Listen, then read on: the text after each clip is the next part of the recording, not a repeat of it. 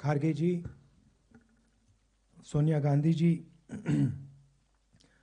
Honorable CWC members, dear colleagues, I'd like to congratulate all of you on this occasion. We are getting a new headquarters.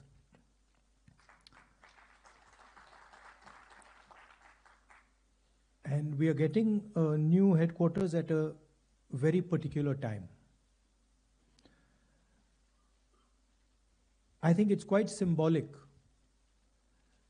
that yesterday, in a speech, the chief of the RSS said that India never achieved independence in 1947. He said that true independence in India was achieved when the Ram Mandir was built. This building, it is not an ordinary building. It has emerged from the soil of our country, and it has emerged as a result of the hard work and sacrifice of millions of people, and not just sacrifice prior to the freedom movement, but sacrifice until today. And there are multiple examples. There's an example, of course, of the freedom movement and the fruit of that movement, which was the Constitution, which was essentially attacked yesterday by Mr. Mohan Bhagwat when he says that the Constitution was not the symbol of our freedom. But also after that, thousands of our workers died in Punjab, thousands of our workers died in Kashmir, thousands of our workers died in the Northeast. And so this party has stood for a particular set of values. And we can see those values in this building. Unlike the Western world, which focuses on outside the self, the Indian way of thinking is about understanding the self. If you look at our great masters, they're all about understanding precisely who you are, where you come from, who you are, what your nature is. And that, the Bhagavad Gita is about that, Shiva is about that, Guru Nanak Ji is about that, Kabir is about that. All of them are asking the fundamental question, who are you? And this is really the fight that is taking place in India today. There are two visions of the self in India in conflict. One is our idea, the idea of the Constitution, and the other is the idea of the RSS. One idea says India is a union of states.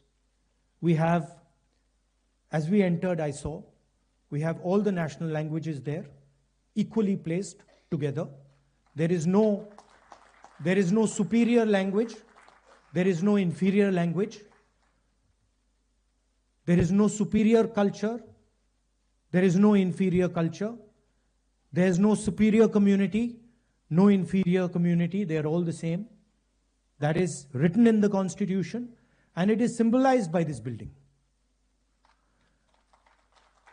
On the other side, there is the idea of a centralized knowledge, of a centralized understanding. Mohan Bhagwat has the audacity to inform the nation every 2 or 3 days what he thinks about the independent movement, what he thinks about the Constitution. In fact, what he has said yesterday is treason, because it is stating that the Constitution is invalid. It is stating that everything, the fight against the British was invalid, and he has the audacity to say this publicly. In any other country, he would be arrested and tried. That is the fact, right? To say that India did not get independence in 1947 is an insult to every single Indian person. And it's about time we stop listening to this nonsense that these people think they can just keep parroting out and shouting and screaming. Right? That is the crux of it. The Congress party has worked with the Indian people. It has built the success of this country. And it has built the success of this country on the foundations of the Constitution. And that is what this building symbolizes. You please go inside this building and you will see the depth of talent. You will see how deeply the Congress party has entered the soul of India. There's a history there. In fact, we forget. As I said, it's important to understand who you are. So for Congress people, it's important to understand who we are. What is our tradition? What is our history? Where have we come from? Please look in the building.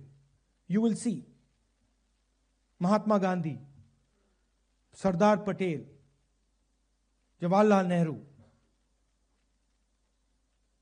And it doesn't stop there.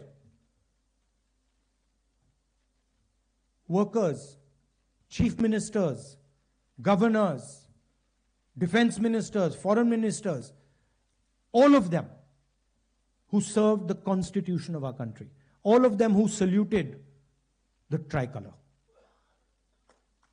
Do not forget that. The people who are in power today do not salute the tricolor, do not believe in the national flag, do not believe in the constitution, and they have a completely different vision of India than we do.